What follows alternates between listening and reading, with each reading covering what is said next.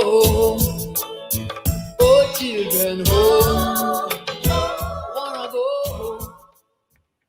Good evening, Dominica, the Caribbean, and the rest of the world. Good evening to you. It is always great to be back with you, back on your radio for another episode of Roots Connections on Q, right here on Q95, the big station. Wherever you're joining us from, a very special welcome to you as we get ready for our number one program for navigating how, despite the challenges, we can position Dominica and our people to reap the benefits of this ever changing world. Because, as you know, in today's world, the only constant is change. If this is your first time joining us, this is our program for exploring what are our concerns as we look at what in the world around us is changing and evolving. What are some new approaches we should consider adopting in various aspects of our lives? What are the challenges and the opportunities, especially financial opportunities, which come with these changes? We all know that change can be very scary, but we must not overlook the benefits, the opportunities that these changes bring with them. So we are always grateful for our Dominican experts at home and abroad who stop by, take time out of their busy schedules to join us to help us to navigate these changes. And we thank you for joining us every second and fourth Wednesday as we continue to journey along. As always, we continue to pray for our country, Dominica, and all the challenges we continue to face. Don't forget, Sunday is Mother's Day. So if you are a mother or you serve the role of a mother to anyone, let me be the first to wish you a very happy Mother's Day. We especially continue to pray for the protection of our most vulnerable in our society. Little Miss Kanisha Etienne is still missing since June of 2022. We keep her in our thoughts and our prayers, as well as other vulnerable women in Dominica, such as Miss Velma Valmore and Miss Avenel Charles. So again, welcome to Roots Connections on Q. This is episode number 47 for today, Wednesday, May 10th, 2023, May 10th, 2023.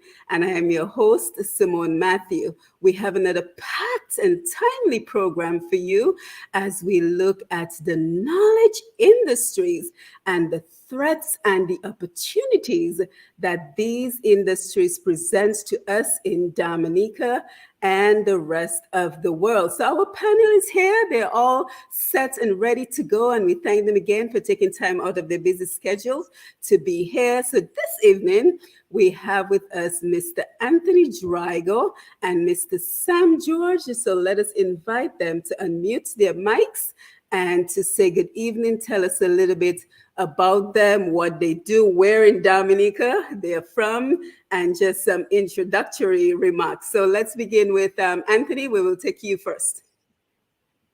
Good evening, Simone, Dr. Matthew. Good evening, and good evening to your listeners. Good evening, the audience on Q95, both listeners and viewers. It's a pleasure, it's a delight to be with you tonight. I hail from Castle Bruce, no other place but Castle Bruce. You know, that's the genesis of where the Drigos come from. All the Drigos have their roots from Castle Bruce. Left Castle Bruce to go to grammar school. I attended the grammar school. Started in the 70s. I started grammar school in 78. Stayed there until 83, 84. Went to the sixth form college, which is now the State College. And then I worked for a little bit. I believe it or not, I taught at the Convent High School in 1986. I also worked as an environmental health officer in Castle Bruce, and then I went to the US to study.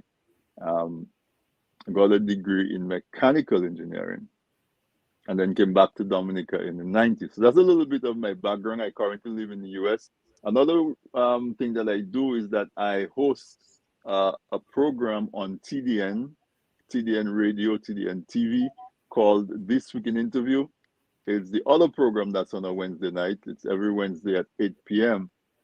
And on that program, we do similar, except we we interview personalities, but we also talk about contemporary situations. We bring it from a different angle than what you would find just by browsing the internet or doing it remotely.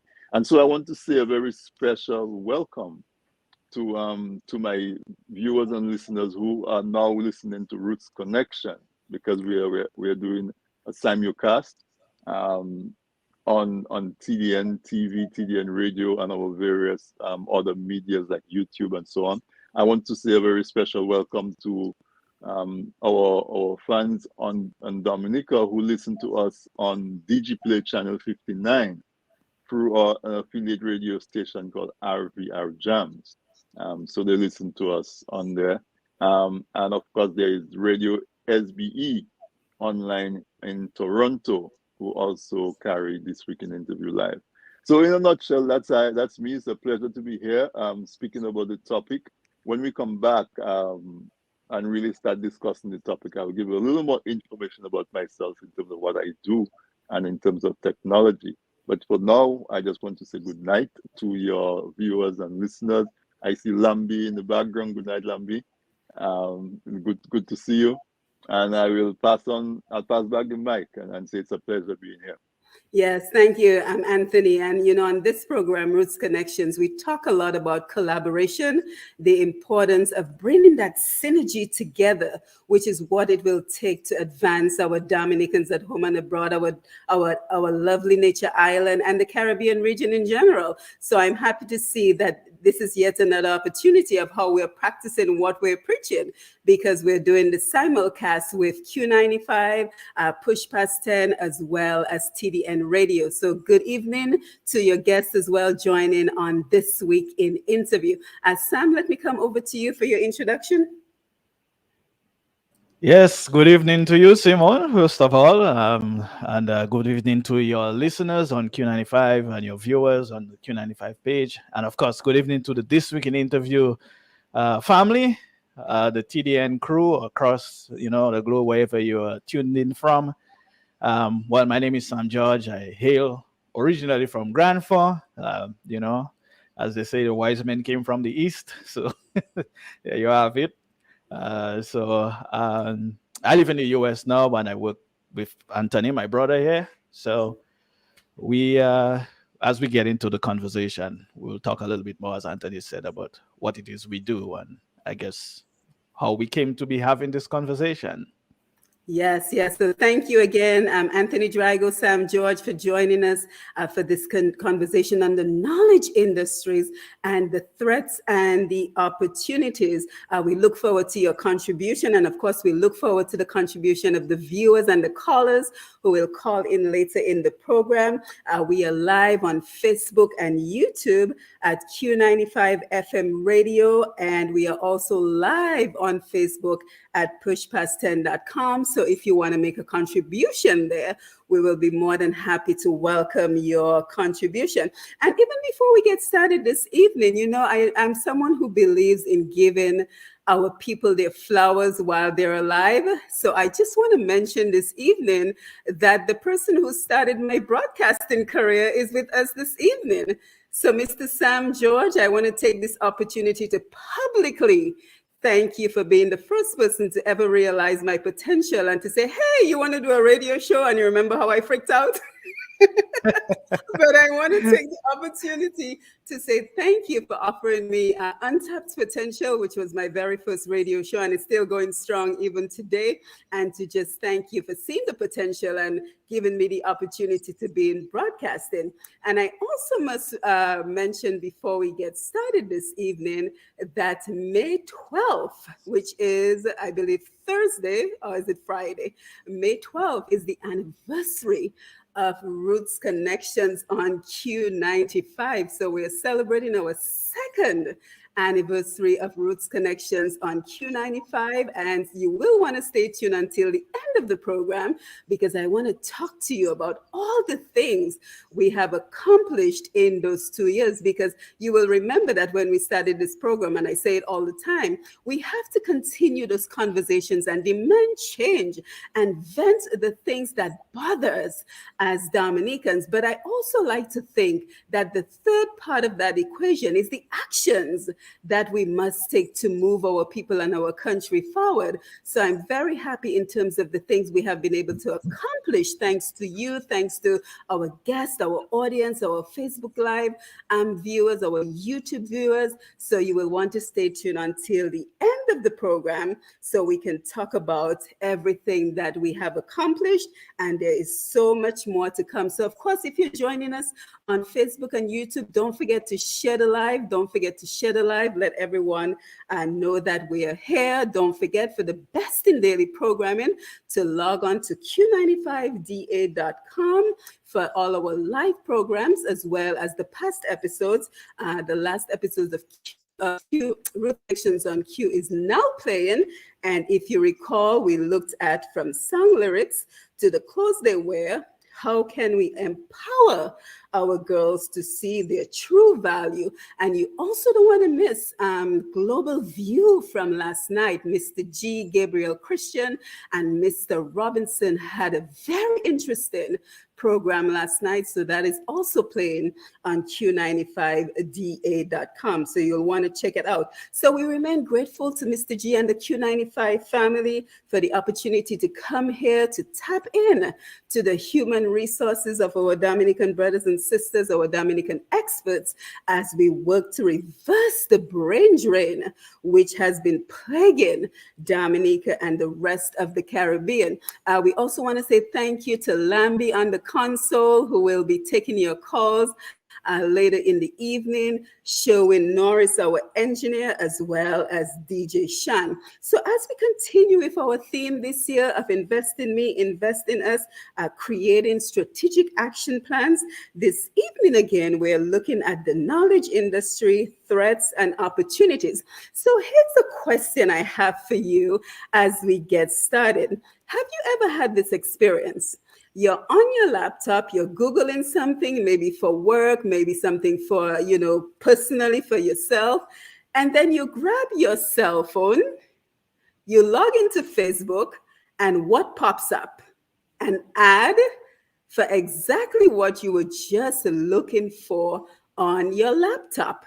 So that is essentially what we are talking about this evening: AI, technology, and the internet. And I have to tell you, I was even surprised because just yesterday, Paul and I were having a conversation, and he was talking about the need to expedite the renewal of his passport. Keep in mind, I did not have my phone open. I did not have my laptop open. We were simply having a verbal conversation. Then I logged into Facebook on my phone, and there's an ad for expediting your passport. So I think that this whole technology and AI, it is getting to levels that not even we can anticipate. So this is a conversation that we need to have, because my concern is we're always so much afraid of change, but the change is still going on around us, whether we like it or not. So Anthony and Sam, I thought we could begin this evening by looking at just some definitions. What is the knowledge industry? What is artificial intelligence? Because I always get the sense that we hear some of these words and we just be like an ostrich and bury our head and say, you know what, I don't want to look at this because it's too scary. But just give us some definitions as we get started on the program this evening. All right. Thanks for that. Thanks again. And the knowledge industry. So the knowledge industries are the industries that are based on intensive use of technology and human capital. And you might say, well, in almost any industry, you need knowledge as an input. So what would differentiate an industry and make it part of knowledge industry? but it's where that industry is particularly dependent on the knowledge and technology to generate income and revenue. So for example, Dominica used to be a banana producing country. Yes, you have knowledge of the extension officers that would come out and help the farmers and so on. But generally, the production was the same. You plant bananas, you learn a little bit about husbandry and taking care of it. You harvest your bananas, you sell it. Uh, how would that become a knowledge industry? If, for example, we were to now say, let us apply technology. So a farmer has an irrigation system, so he doesn't have to depend on rain to irrigate his bananas, and that irrigation system is connected to his computer that will sense the moisture level in the soil and turn on the sprinklers or the irrigation system when it needs to. It can take parameters from the soil and inject the appropriate mix of nitrogen, phosphorus, and what other minerals that the soil is missing. The technology can keep track of these bananas when the particular banana started to bunch and inform him as to when he needs to harvest that banana. So the differentiation between that, we still will be talking about the production of bananas, but now there's a heavy and intensive infusion of technology and knowledge to enhance the revenue generation. So that's a simple example of the knowledge technologies. Other examples of knowledge industry is, for example, education. We had a Ross University in Dominica, and let's imagine that Ross was still there. A lecturer could easily sit in the US and deliver a lecture, and the students in Dominica sit in the classroom in Dominica just as if the professor was live. Consulting businesses. I work in construction. I'm a construction manager. I have managed construction projects in Grenada, in Dominica, sitting at my home in New York. You get updates, you manage schedules, you get reports, and that sort of thing. Science, obviously. Insurance. Nowadays, I used to work at DCP when Colgate Palmolive owned DCP. And when we had new plants, every so often they would have to send underwriters down to Dominica to physically inspect the plants so they could keep the insurance updated. Now you could easily see that could be done by a drone to fly over the building, fly over the compound, eyes on it directly. I guess you get the sense of what I'm talking about. Health services, the telemedicine, and of course communication. So those are examples of the knowledge industry, and that's just by way of introduction. But it is what we are. I want to say we're in the middle of it, but it's also at the genesis of it. The world as we know it is going to be changed as more and more industries get converted into the knowledge industry sector. So I'm going to stop there and let Sam jump in as well. Yeah, and before Sam jumps in, in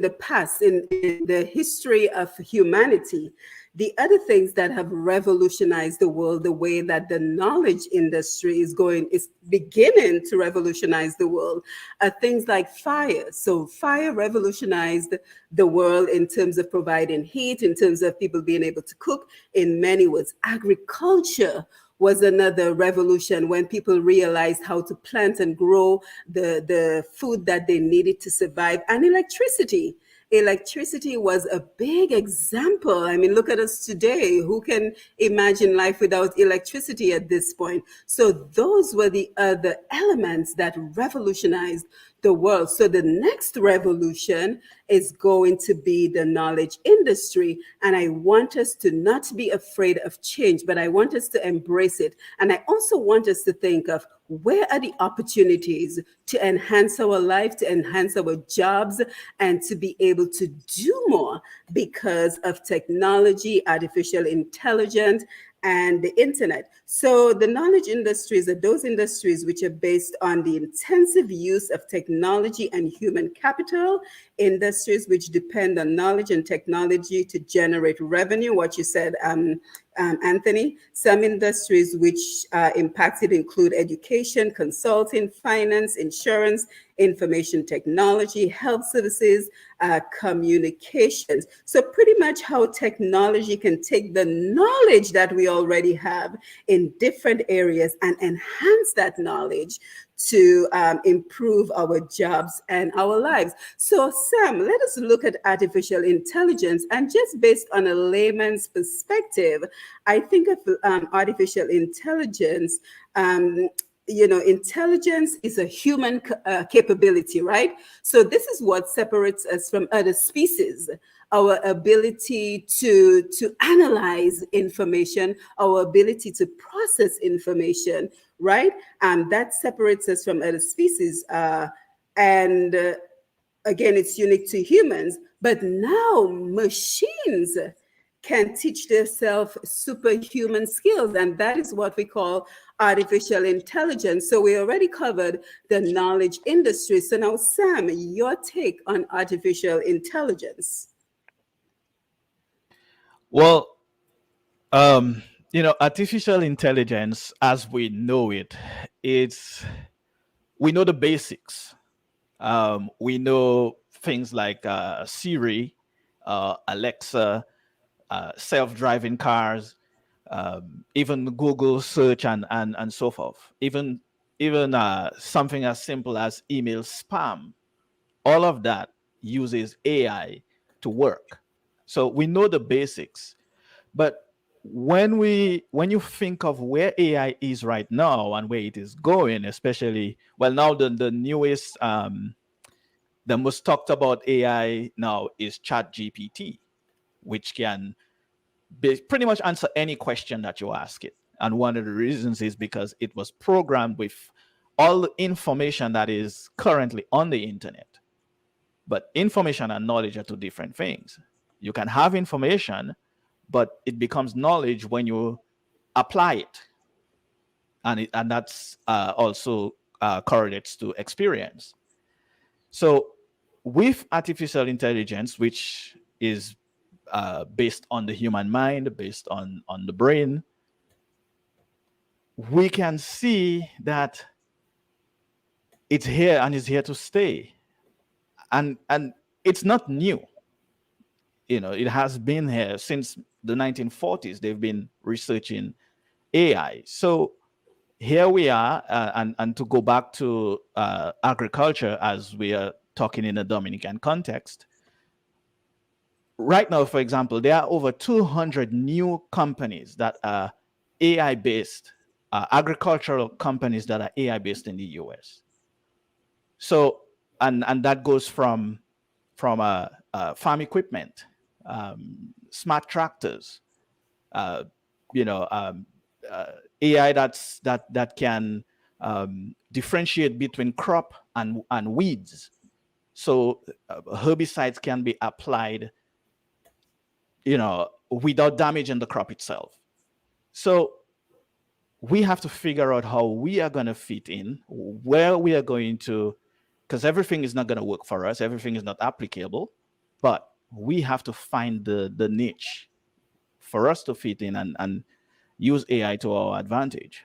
Yeah, and I'm happy that you mentioned that, because we will talk about Chat GPT in a little while. But we also have to talk about the importance of embracing change, right? And I think to myself, here we are afraid of maybe terms like artificial intelligence and what it's capable of doing, but we are already embracing change. Look at this. We're on a program.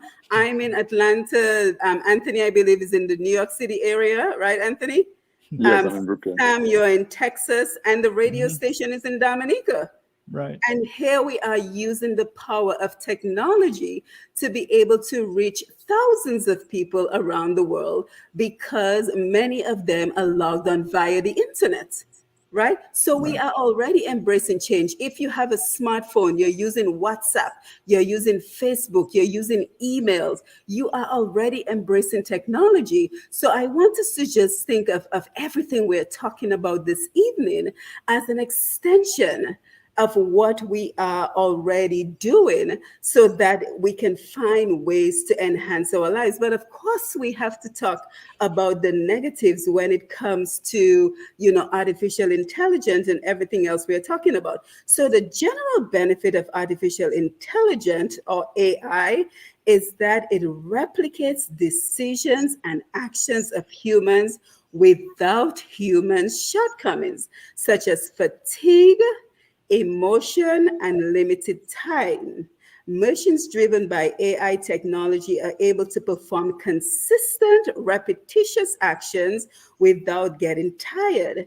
It is also easier for companies to get consistent performance across multiple AI machines than is across multiple human workers. So, what I'm hearing is a streamlining of many of the mundane tasks that we may experience in work. And even this morning, speaking about change, CNN, I was looking at CNN this morning and they talked about the whole idea that a lot of parents not adapting as quickly as the younger children in terms of accepting these changes, using these changes, and just knowing, because again, in order to protect our children, I said it on the last program, we have to know what they're involved in. So let me just hear your views on embracing changes such as artificial intelligence and the use of the internet and technology.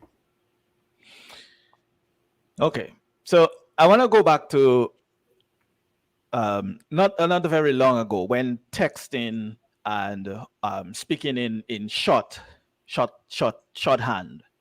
Not long ago. So as we know, some older folks, older parents, they weren't too much into technology. So there is a meme that says a mom texts her son and asks him, "What does IDK mean?" So he replies, "I don't know." So she says, "Okay, I'll ask your sister," not realizing that he actually gave her the answer. So one of the things we have to realize as parents is that while some technologies our children will be ahead of us, we also have to try to at least know the basics so we can keep an eye on them. We know what it is they are doing and what they're getting involved in, especially when it comes to the internet. um, as I said earlier, the internet is full of information, but not all of it is good. Not all of it is wholesome and can help you. Some of it is can be dangerous, especially to our children. So while we have to embrace the change, or we have to realize that, as you said earlier, the one constant in life is change. We have to embrace that, but we also have to realize that we can't ignore it. And so as you talked about how some of the changes, or the negative changes that will come with AI, one of the things that we have to think about is, so I'll give you this example. The World Economic Forum surveyed about 800 companies, over 800 companies. And from that survey, they found that companies are saying that in 5 years, and this was done a few weeks ago. So from 2023, 5 years down the road, they will create 69 million new jobs and eliminate over 83 million jobs or positions, right? But while that is kind of scary when you look at it on the surface, you might consider, well, I'm going to lose my job. But you have to think about the fact that it's going to create new positions, which means companies are going to need the help of humans to implement the new ways that they are going to be doing things. Some of the jobs that will be eliminated are administrative work. So It's kind of like when computers replaced the typewriter. Secretarial work changed. People needed to be retrained and that kind of thing. So this is the direction we are headed. And Yeah, and Sam, just to add to what you're saying, because I think the first thing we think of when we think of artificial intelligence and robots and everything that we're talking about this evening is, oh my God, my job is going to disappear. I'm going to be out of a job.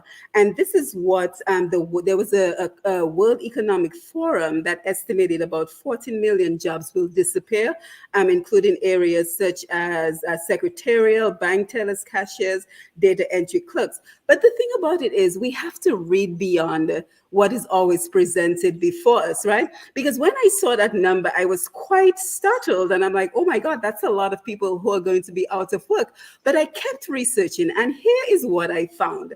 And if anybody's interested, I want to recommend 60 Minutes. If you receive 60 Minutes, the television program in your area, I will highly recommend it to you because they do a very good job of showing the both sides of the coin. Because I think too many times we get stuck in the mindset of black and white, yes or no, and we don't see the pros and the cons so we can make a better decision. But here is what another report said, that it is not so much that certain jobs will be eliminated. The jobs that include more mundane tasks will be eliminated, but it's an opportunity for higher level jobs. So, for example, let's take the example of a radiologist, right? Somebody who looks at the different scans and stuff like that. Using what they're calling an AI collaborator, the technology will be able to look at all the cases that are presented to you. Let's say you come in the morning and you have different cases. The technology will be able to look at what you have for the day and prioritize it for you. So it is not a threat to you. It is enhancing the work that you're doing. So it will look at the cases and say, you know what, Mr. Joe's case is more serious, so let us pay attention to this one first. Number two, number three. So it's an AI collaborator that is enhancing the work that we're doing. Now, what does that mean to us as an employee? That means that we have to continue to educate ourselves. We have to continue to advance our educations so that when these opportunities are presented, we can now demand higher pay. Does that make sense?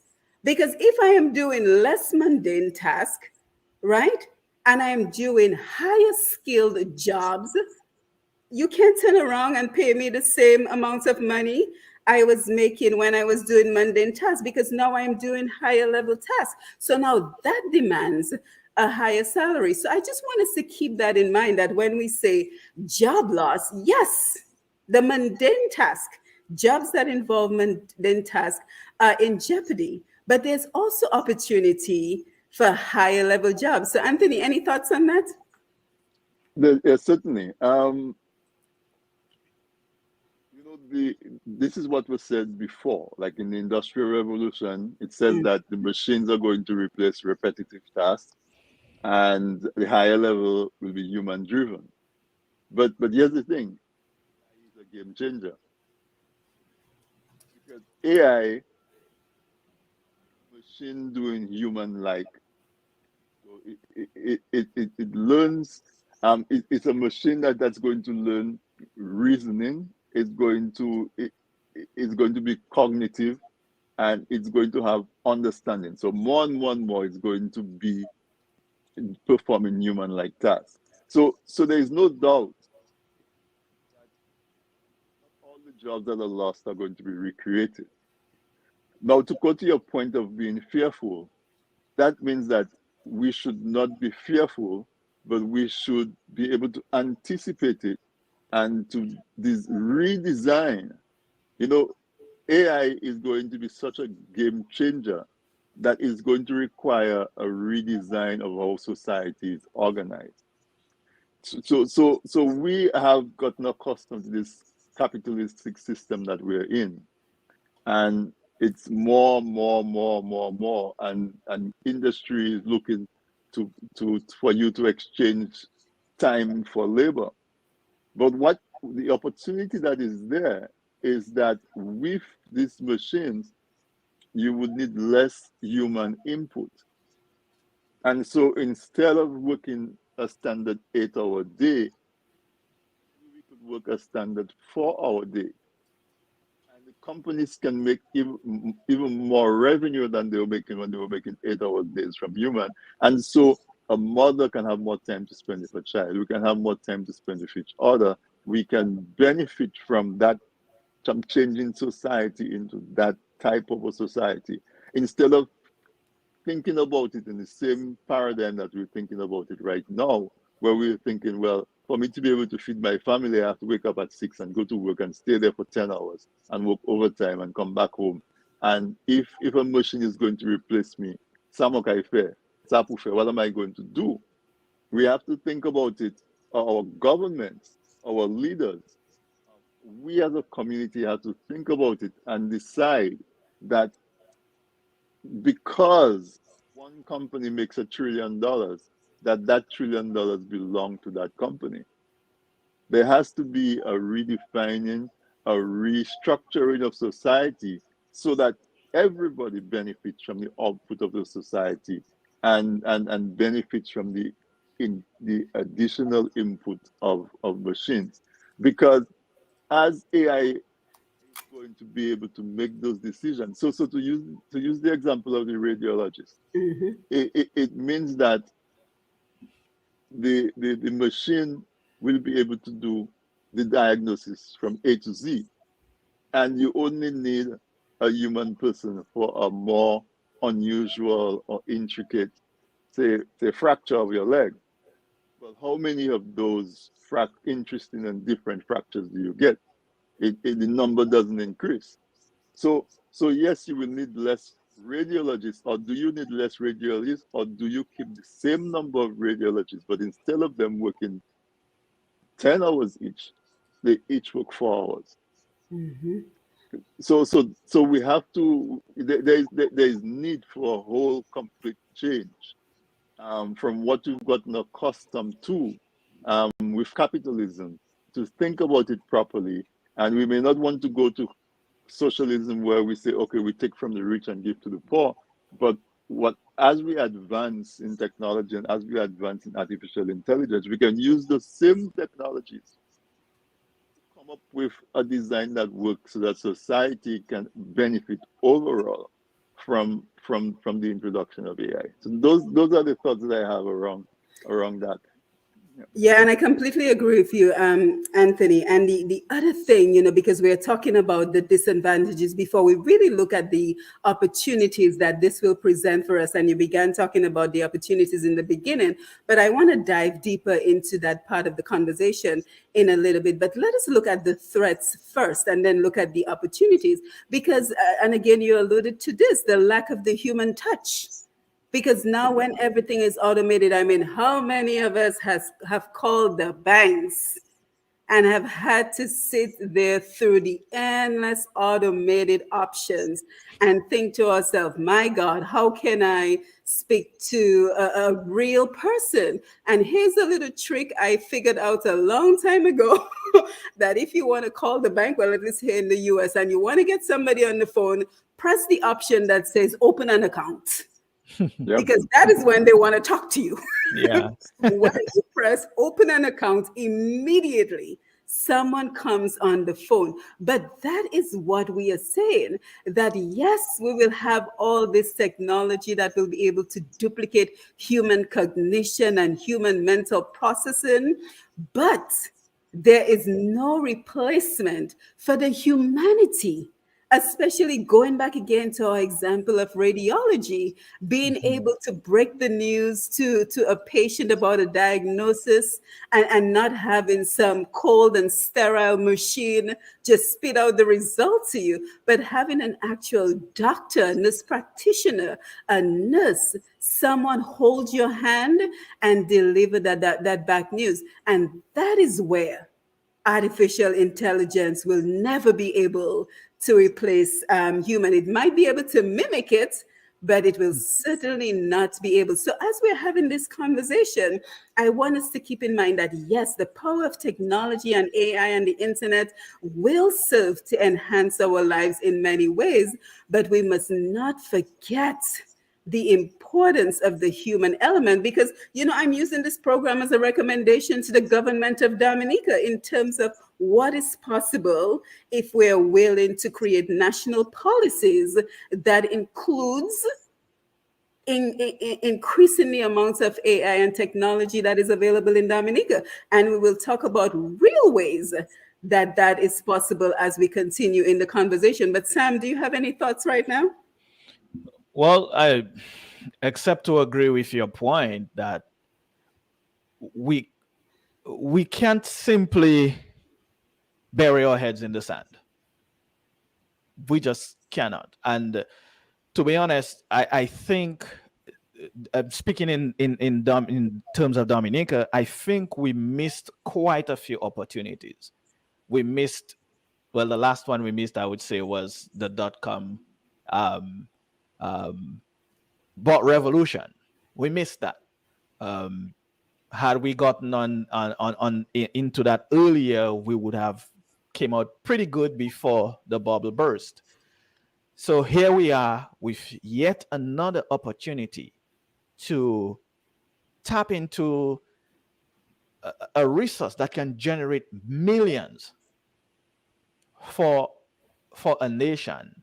Uh, we cannot ignore it, as I said before, and we have to work together, and not just as individuals, because we can get education, we can get knowledge, we can travel overseas, and we can get our jobs, take care of our families, and do that all within for ourselves. But what about the island we love? What about Dominica? Where does Dominica go? So it's gonna take a concerted effort between the private sector and the public sector to tap into this new boom of technology, and we are already involved and working with technology. So why not take it a couple steps further, where everyone can benefit from it? Mm-hmm. You're absolutely correct, Sam. Anthony, I'll come to you in just a little bit. And folks who are listening and are getting ready to call in, don't forget we will be taking your calls about the 9 o'clock hour. And we will also be taking the great feedback we're seeing coming in on Facebook and YouTube. So keep those comments coming. But we have to continue on the element of the importance of accepting change, because something else that just came to mind in terms of us ignoring everything that is going on around us and saying, you know what, this technology thing, boy, that's not for me now, you know how it is. But think of it this way. There is now technology, listen very carefully, there is now technology that can take your voice. So for those of us who are on the air, trying to do our best to educate and inform and entertain our population, our audiences, there is now technology that can take your voice, right, and repurpose it and give it a script to say that one of your relatives, your mother, your brother, your sister, has been kidnapped and they're demanding a ransom. Now, this is not just those of us who are in the broadcasting world. This is for anyone. So if you send those WhatsApp voice notes that all of us like to send, if you do YouTube videos, anywhere that your voice is available, the technology is now out there for someone to pretty much kidnap your voice and use it for their own purposes to demand a ransom from your family. And we say all of this not because we're trying to scare people, not because we're trying to create hysteria. We're saying all of this because those are examples of the reason why we need to be informed. We need to educate ourselves. We need to know what is going on in the world, because while we're sitting like an ostrich hiding away from the world is not hiding. And they're using our information for nefarious purposes. That is one of the reasons that I am completely against TikTok, because TikTok is a Chinese based company. And allegedly, I'm saying allegedly, the Chinese government can collect your data from TikTok. So, again, the importance of being informed, the importance of educating ourselves so we know what is out there, so we can protect ourselves. We can take advantage of what is there to take advantage of, but we can also protect ourselves and our families. Anthony, I think you wanted to say something. Yeah, we were talking about negatives, Simone, Yes. and one of the first examples you gave in terms of a game changer in terms of life, you gave fire. And we know that fire is a very good servant, but when fire is not controlled or fire falls into the wrong hands, fire can be the most devastating weapon. And so one of the risks that we face with information technology, with the amount of data and with artificial intelligence is interference in our daily lives and in our personal freedoms by um, the government, by big institutions, by folks who quote unquote have power. And so as we move, this is Dominica is now moving towards an electronic passport. We might go to electronic ID cards. We have dipped our toes in, or we've not dipped our toes, we've dived into cryptocurrencies. All of these things that are going to be run on technology, where a footprint, a trail can be left. And with the power of computers now, it is possible for an institution or government to know more about you than you know about yourself. Hmm. Do you remember exactly what time you woke up on Monday? Mhm. Exactly what time? But if your clock is connected to the Internet of Things, somebody can know that you woke up at 5:37 and 3 seconds. Someone can know what time you come home because they can track what time you turn on your lights. They can even know what you eat because they can track when you open your fridge and what you take out of your fridge. And so all of your patterns can be grouped together and it can be used for negative purposes. That is one of the major downsides in this technology. That's one of the main threats, right? Should we then be afraid? And no, I will reiterate the point that you and Sam just made. The way to mitigate that is to have as much information about it as possible. It's not to run away from it, it's not to bury your head in the sand, it's to know as much about it as possible because then you will be able to recognize when the process is going on, what's happening to you. And if you understand it, you have a better chance of being able to take action to limit it, to prevent it, to reverse it. But if you just say that is something complex and you're afraid of it, then when it starts, these negative impacts start coming at you, you have no idea what Mhm. to do with it. You are at the mercy of the person who has the power and the knowledge. So that is what I would add to reinforce what you just said is that the idea is to not be afraid of it. The idea is to embrace it. The more people who embrace it is the more understanding that you'll have, is the more independent people will develop solutions. So, for example, fire, come back to fire. Once upon a time, fire was just a buka in the forest. Now we've been able to tame fire and we have it in our home. Our youngest child can go to our stove and turn a knob, and the stove lights and it doesn't burn down the house and they can cook. But if everybody was afraid of fire and only a few people had access to fire, then fire would remain as a weapon, as a threatening thing that you can hold over the heads of the public. So embrace it, don't be afraid of it. There are far more benefits than there are detriments to it. Yeah, and Sam, before I come to you, thank you, Anthony. You said that very well. Before I come to you, and that is one of the reasons we're so grateful for this platform for Q95 radio, because Q95 is definitely becoming the education station. I heard a few comments about that this week, and it is absolutely true to be able to come on here and have experts in this area just talk to us and educate us and inform us about the pros and cons. And speaking of pros and cons, and weighing the different options, the good and the bad of technology, we have to talk about Chat GPT, right? Because that is the newest innovation that has come on the market, and it has the potential to do so much good, but it also has the potential to do very bad. So, Sam, let me come to you, and we won't probably go into the very technical terms such as open AI and chat box and all that stuff, because we want to keep it at a layman's level Mhm. where I can understand it, because this is not my field. But let us talk a little bit about the potential of an application such as Chat GPT, because what we are seeing with Chat GPT is, because there is so much information on the internet, and I looked it up.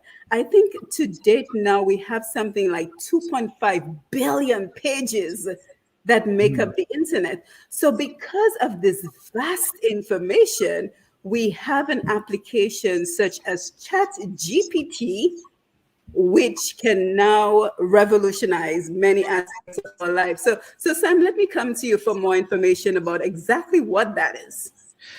Well, you're right. Chat GPT is it's a great tool. It's and that's what all of this stuff is. AI. It's a tool. Much like a hammer and a saw, from a carpenter uses.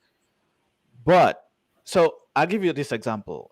G&D Enterprises, we develop software, and one of the things that we can, I we actually, one of my developers is kind of playing with it now, is using Chat GPT to check our code. We still write the code, but he uses the AI to check the code and make sure that there are no errors, and you find errors. Because no matter how good the human eyes are, or how, if you have 20/20 vision, or how good your mind is, you will still make errors. So in that small sense, it's a great tool. um where I, and even personally, I have some concern, and plenty of folks have said this, is that how is ChatGPT going to be abused by, say, plagiarism, for example?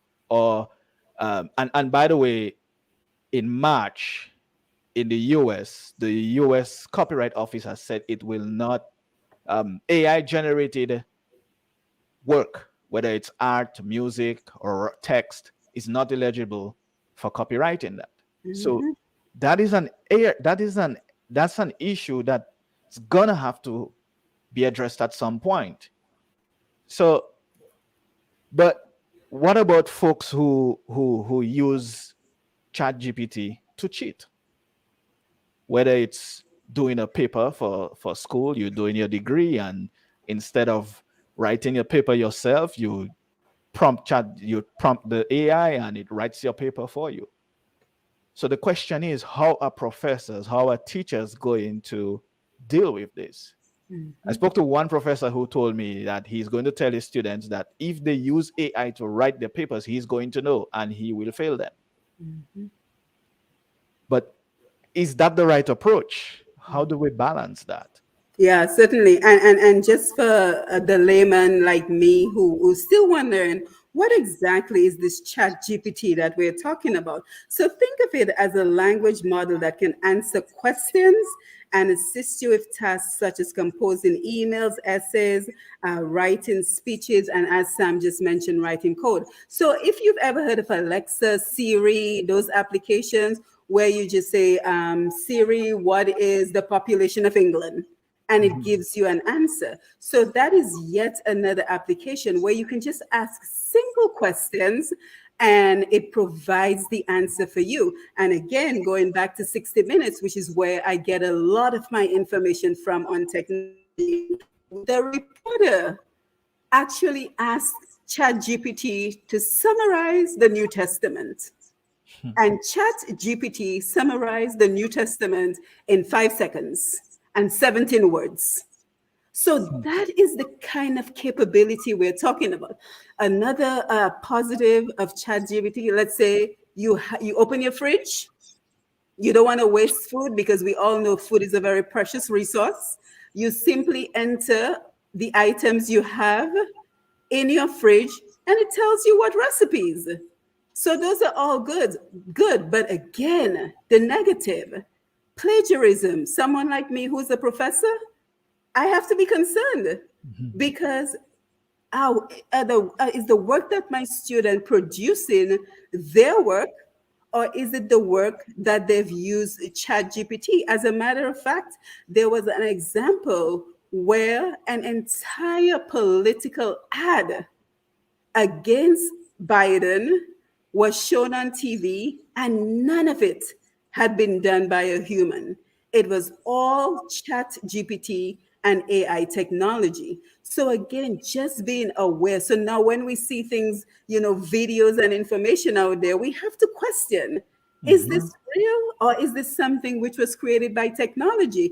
And that lends itself to the importance of regulation, the importance of government regulation. So yes, we're talking about, implementing that in Dominica and how can it be used to benefit us in Dominica. We also have to ask the question, what are the important regulations that have to be put in place so that this is not abused? So any final points, guys, before we head to the telephone?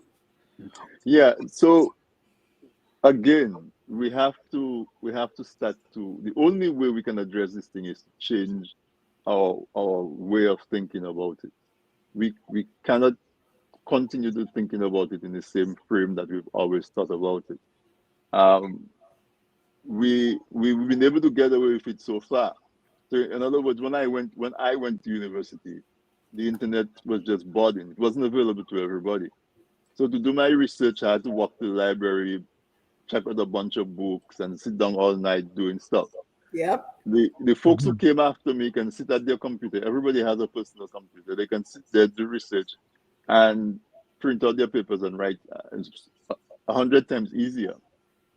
Now we're saying that you can have a concept, type it into an AI such as ChatGPT, and by the way, there are others that are more advanced than ChatGPT right now, and it will produce a paper for them.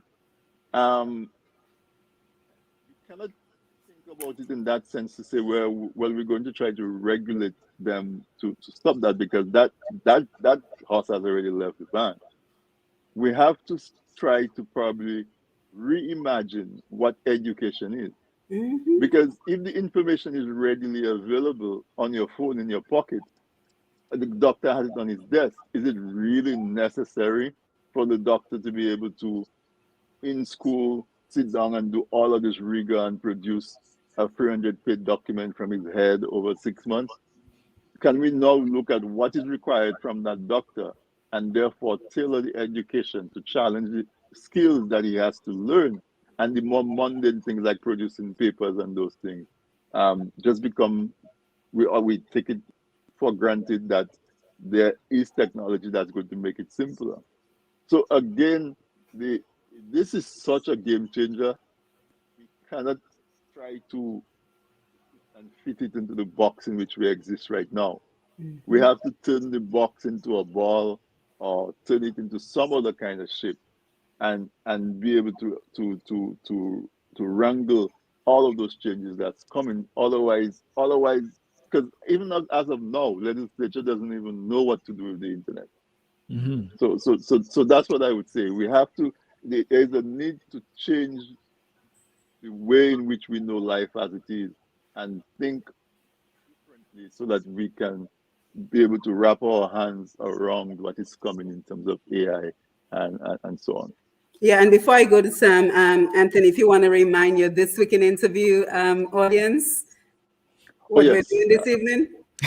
Yeah, for those of you who joined, for those of us who joined a little bit late and wondering what's going on, Sam and Sam is the producer of this week in interview. I'm the host. We sort of make two back tonight. Uh,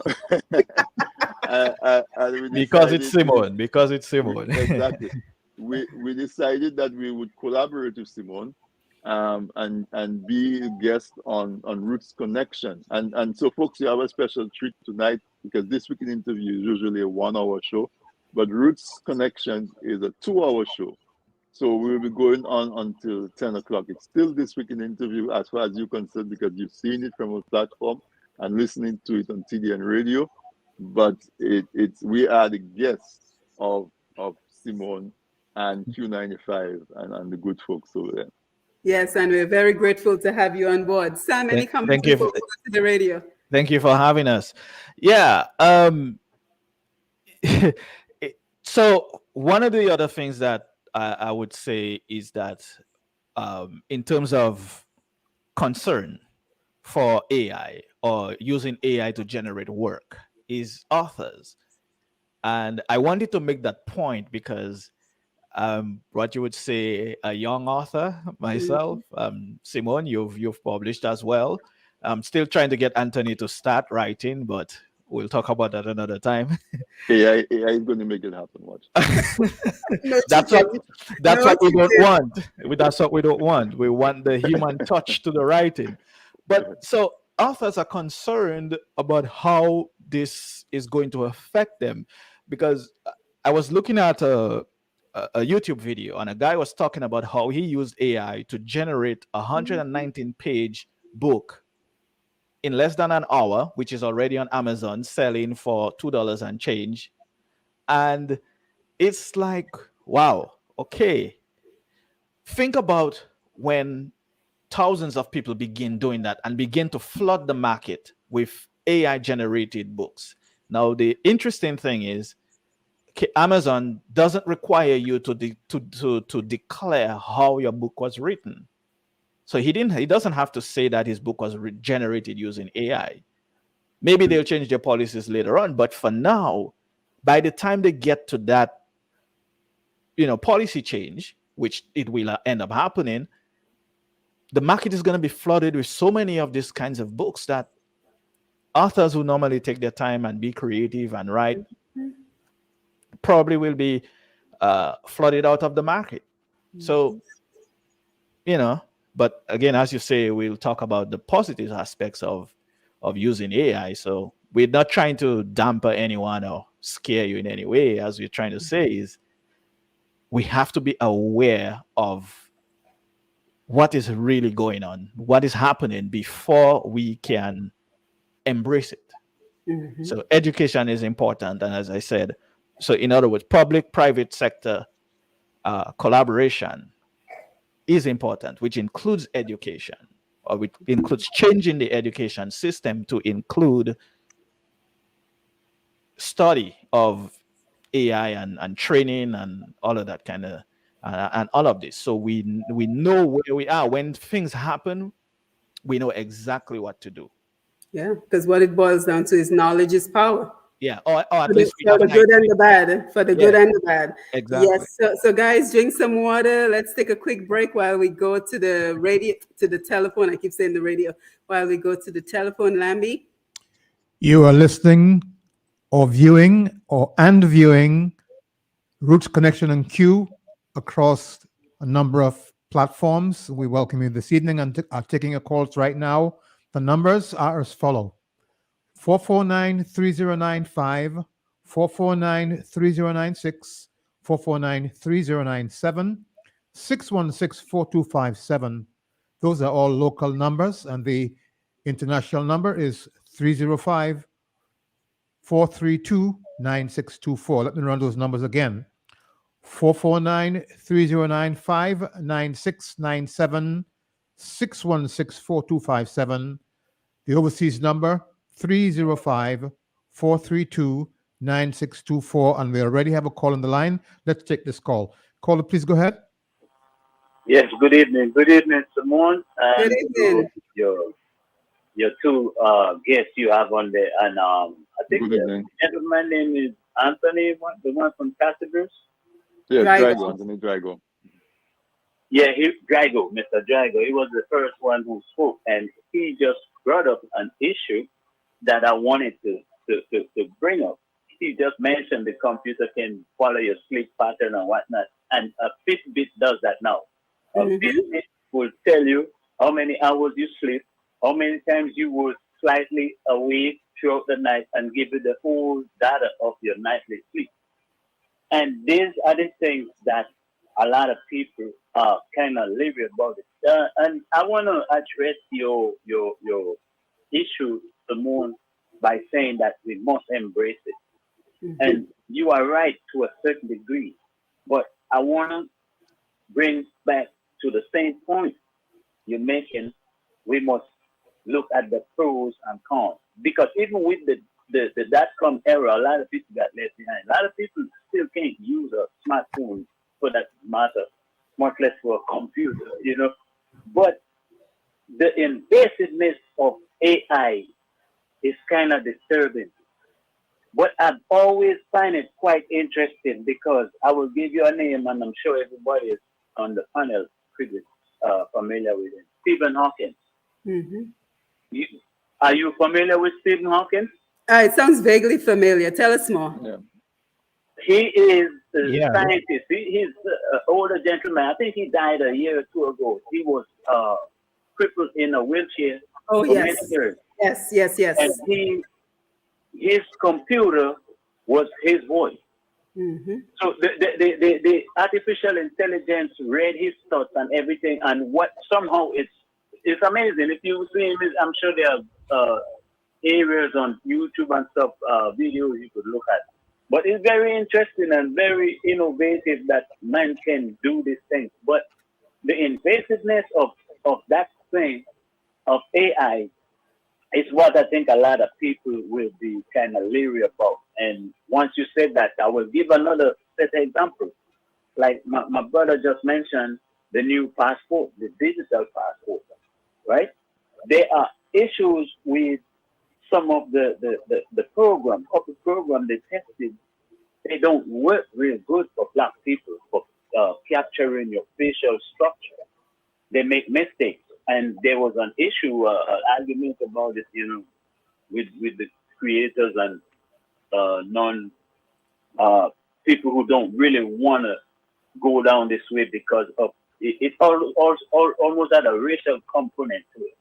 Saying a black person can be wrongly accused of get wrapped up in something that they did not do because this computer picked that person out, even to the iris of your eyes, where it read your eye pattern. So you know all that technology is out there now. So you could go through a scanner and you're being scanned and you don't know. Just like you mentioned your telephone. And I've always known that the telephone and the computer monitors you. Even if you turn it off and you're not using it, because you mentioned earlier in your show, you will have a conversation and speak about certain things and you open your phone and boom, there it is. Mm-hmm. You know, this thing is way beyond algorithms. Algorithms is when you use your machine so many times and you establish a pattern. That machine learn your pattern and it responds to you. Wherever you go shopping, whatever you do. But these things that you have your machine off, you put it down, and you having a conversation in the room, and it seems almost like this thing is monitoring you. So these are the cons that I see. But the pros, I have no problem with it. Like you go to the store, they are self checkout. A lot of people don't like it because they say people out of work. And I understand, well, if you have a machine, it's going to put some people out of work. But then it is a plus or minus because I walk in the sun and walk out quick because I get stuff to do. But sometimes I say, well, let me go to a person. So I have that person to person relationship as opposed to just a machine. Because after a while, you know, you use machines so much, you will lose the ability to communicate with other humans. And some people are beginning to get like that. So you see, over the pandemic, a lot of people were home and everybody on machine, everything, what you call it, virtual and whatnot. And I think it has affected mentally how we relate. That's why there are so many cases of people who have psychotic problems and all this whatnot. But it's a very interesting conversation you all have here, and I'm listening. Quite interesting because I've Yeah. Yeah, and thank you for your contribution. Mm-hmm. Yes, Lambi, anybody else? Yes, so some very important points that our caller raised this evening. So I want to thank him for that. And as a matter of fact, I'm happy that he brought up the Fitbit, which is the watch that many people wear to track their steps and track a whole bunch of things, because that Fitbit was actually what acquitted someone of murder. Yes, indeed, because the person was able to show that, because of the Fitbit that they always wear, it proved that that person had been sedentary, laying in bed for the entire night while a murder was committed somewhere else. Can you imagine that? That is a real case that actually happened with someone. So again, the power of technology, we cannot underestimate the power of the technology. And I also like that he mentioned the ability to assist our differently able, that this man who was completely paralyzed had a computer that could read his thoughts and also be able to project on a computer screen and via voice what he was thinking. The power of technology again. And we have a call coming, so let's take the call. Good evening, caller. Please go ahead. Good evening to you, Lambi. How you doing? And good evening to your panelists, Drigo, Dr. Good Simone, evening. and gentlemen. Yeah, it's been a Good while. evening. Good But evening. Good evening. Good evening. yeah, very timely conversation and presentation. And I'll tell you what, I just did an exam for one of my classes on Monday, and it was an introduction to business analytics. And the last time I was in school in my undergrad was almost 20 years ago. So now it's a new dimension learning in this era. And I was surprised that the professor was asking us to use Chat GPT for our exams. So lo and behold, I had an account, and I decided to try Chat GPT for my final exams, which I just did on Monday, which was pretty weird, but as Drigo said, it's something you have to embrace. Like everything else, he used the analogy of fire, and I always tell people water is essential for life, but if we have too much rain, it will drown you. If you drink too much water, it will kill you. So therefore, there has to be controls. But one of the other things that I wanted to point out, the existence of data analytics and data science has been happening for a long time.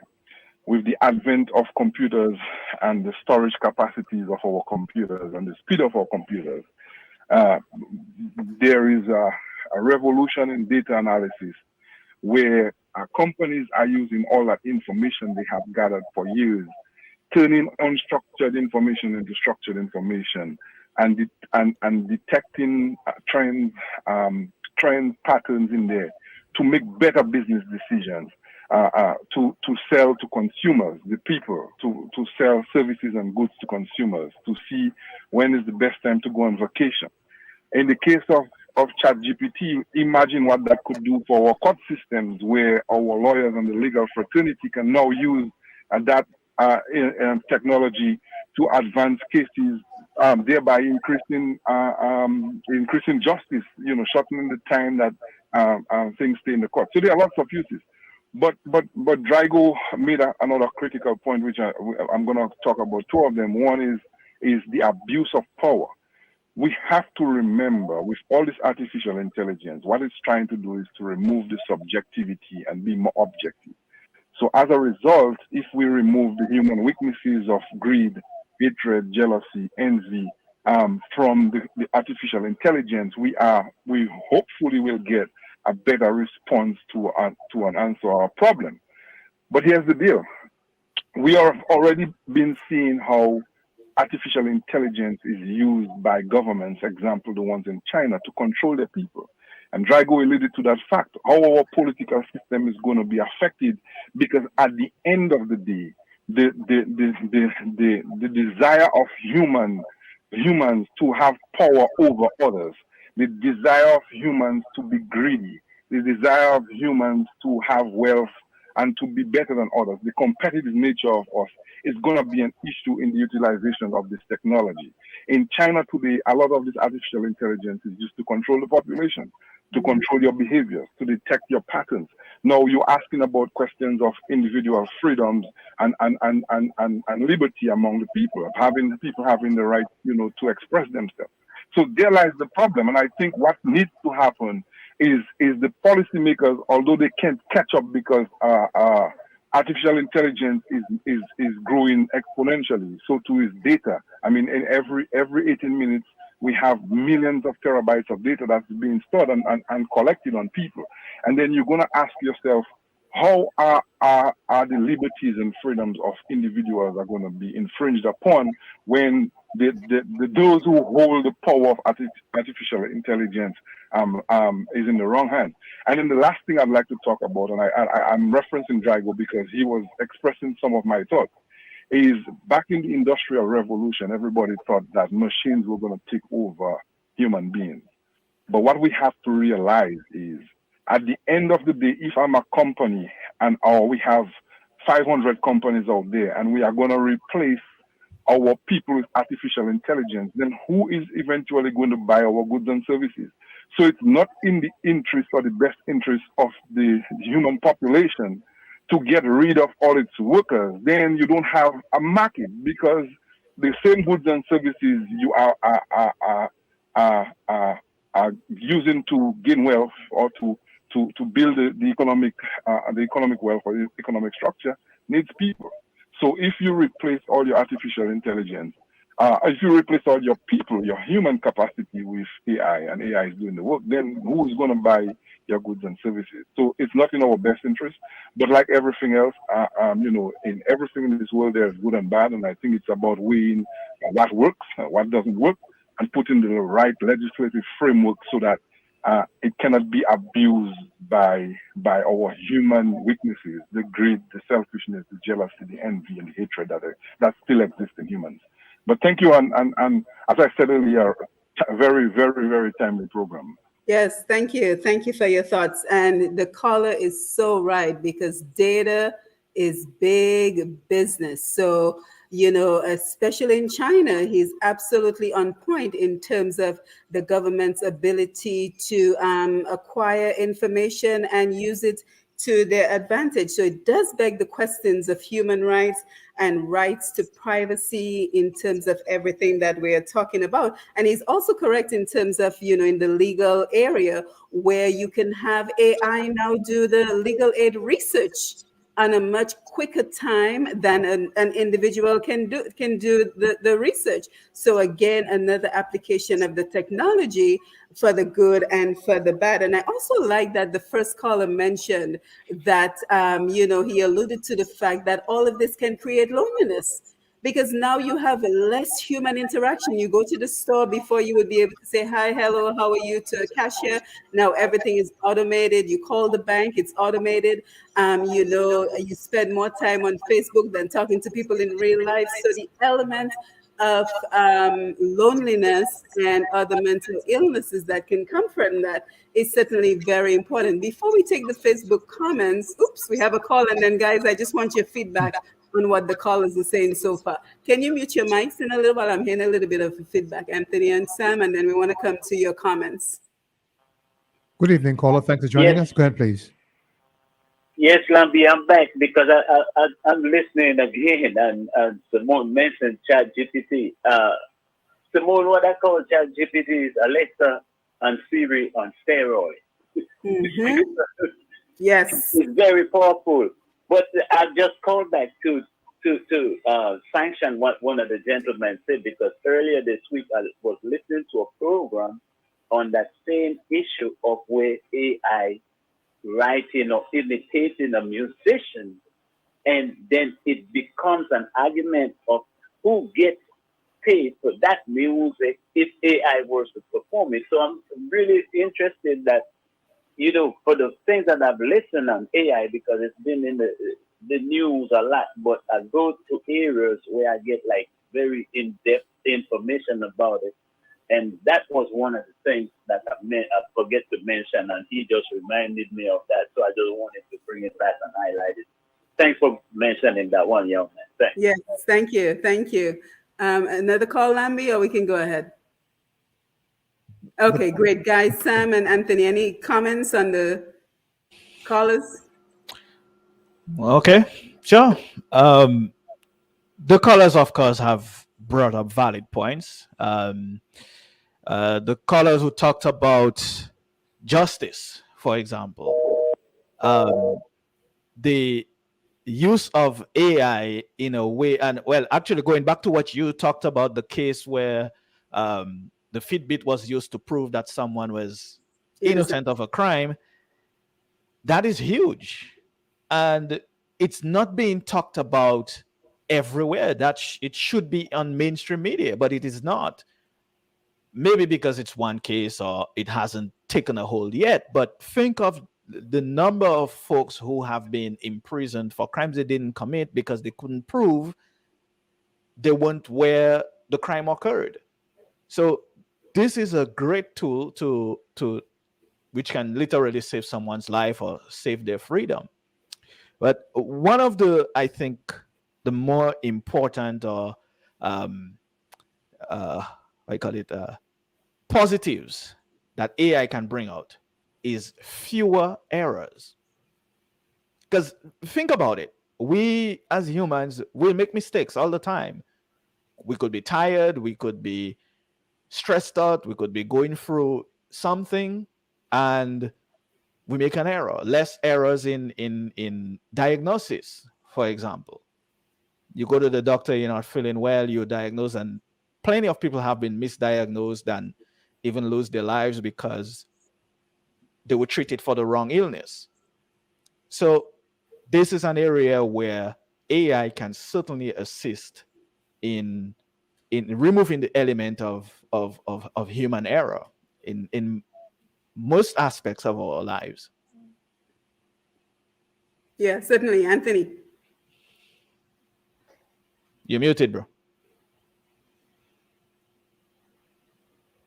Yeah, so sorry about that. Just a comment from a couple of my viewers. One of them sent me an article that shows that the Venezuelan government is using ID cards made by a Chinese company to track its citizens. And then another one sent me something asking a question: why doesn't why doesn't the government of Dominica take the advice from key professionals to move to do research and development on key agricultural products that can help farmers be profitable and sustainable with Dominica food production and security? So the listeners and the viewers are actually coming up with examples that exist in the Caribbean. But so the problem with AI, or the issue that we have to grapple with AI, is that it doesn't take a whole lot of smarts to design an artificial intelligent robot, because what happens is that they learn as they go. So it can be a robot that starts very dumb, very mundane, and as it goes through experiences, it picks up the experience. Now, that is also multiplied because you can have multiple of them connected to each other. So, for example, a Tesla car, all the Tesla cars are connected. And so that if there is one thing that is learned on a Tesla car, it is shared across the platform with all the Tesla cars. And so if you imagine that with a system, if one person were able to beat the system in Dominica, for example, and the system recognizes that and plugs that hole, it shares that solution with all the systems that it is connected to. And so you can imagine that if, say, you have 1,000 individual systems and they each learn one thing a day, that means each of them are learning 1,000 things a day. in a year, you have 365,000 things that this system on a whole has learned. And you have companies, the bigger companies like Amazon and Meta, which is the parent company of Facebook. They have openly stated that their objective is to create a system that is beyond human capability. And so with a declared objective like that, that is where some of the concerns come in, because if it is beyond human comprehension or human capacity, what happens when it starts to snowball and it starts to go down in a negative direction or in an unfavorable result? Who is going to bring it back in and rein it in? So those are some of the bigger and more complex issues that are being presented in front of us with artificial intelligence. And I know a lot of one of the callers mentioned about the human touch. I can tell you that artificial intelligence is blowing that line. You might go to the supermarket and there's a robot standing there looking like a young lady that's interacting with you and can scan. And when let's say you scan your card, it knows your name and it says, "Hi, Anthony, welcome. Did you get everything you needed today? Oh, do you know, I know your favorite ice cream is chocolate chip cookies. Do you know we have a sale on chocolate chip cookies?" It's much more enhanced than even a human being can be. And so those kind of interactions are what we're going to expect. This thing about human touch and emotions and whatever it is, those things can be programmed. And the system is going to learn it as it goes along. It's not feeling it, but we are feeling it, and therefore it knows what to say to us and what to do with us, so that it gets the reaction from us, even if it is not reacting. And so that is where artificial intelligence is going to be, and it's not going to be far away. It's like 5 years, 6 years. And so, Simone, where we're talking about in Dominica, for example, we know that Dominicans have a higher level of intelligence than average. And it's not just an idle claim. We look at the institutions that Dominicans get into. We look at the roles that Dominicans play. It is evident that Dominicans have a very high intellectual capacity. Yeah, I think we have a call. Oh, I'm sorry, Anthony, we'll come right back to you. Keep that thought. Okay, go ahead. Yes, we have a call. Good evening, caller. Please go ahead. Good night, Lambi. Good night. Simone, Anthony, and the other panelists. Good evening. Good night, sir. Good evening.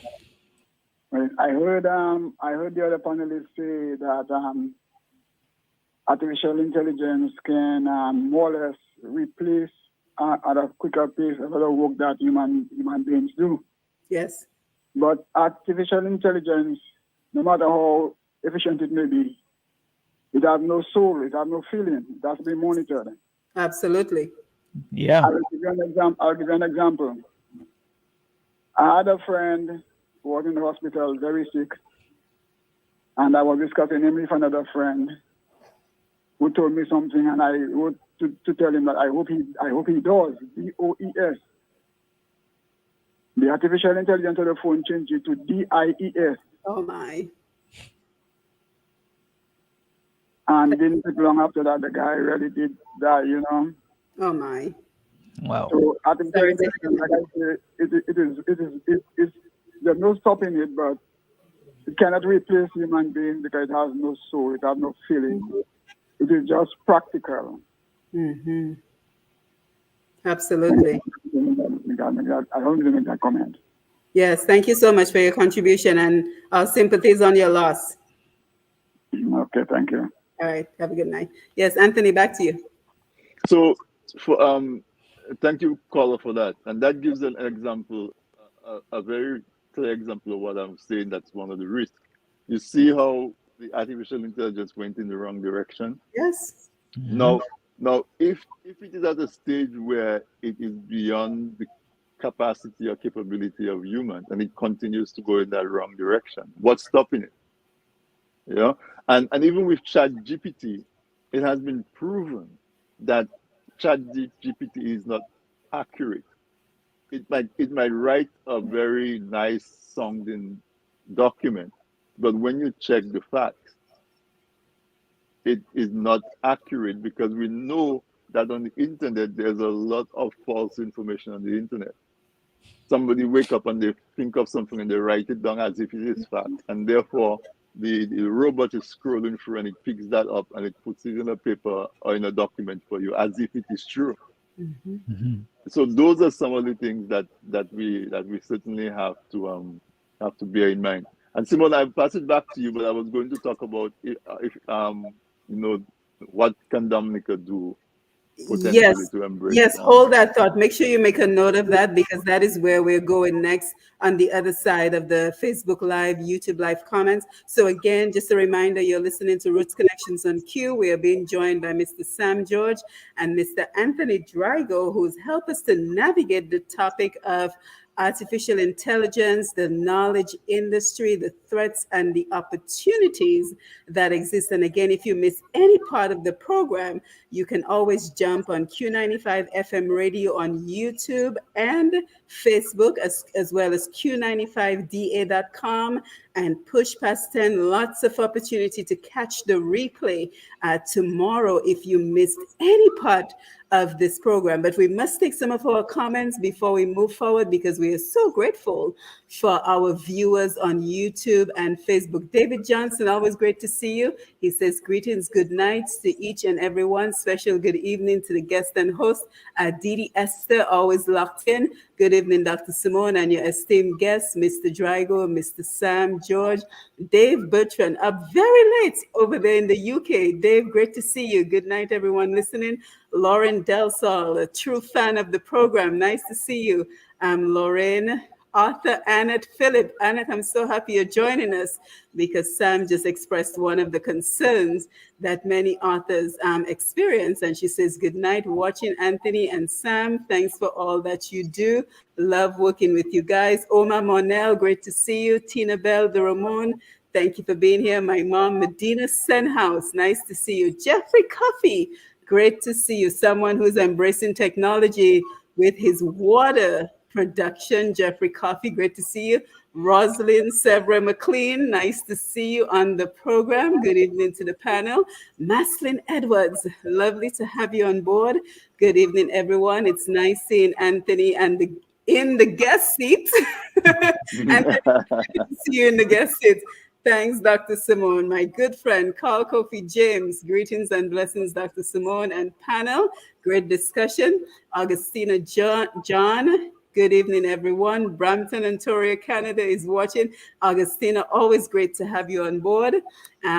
Didi says, to Sam's point, whereas it is impossible for AI to learn how to detect emotions and demonstrate empathy, however, it is improbable for AI to connect with humans in the same way as humans do with each other. Very good point.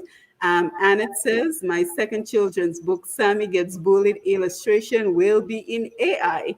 And then Didi also states, just as lecturers and professors can detect a student work as plagiarism simply because the wording were completely different to past work submitted, similarly, the professor can determine the work presented is as a result of ChatGPT.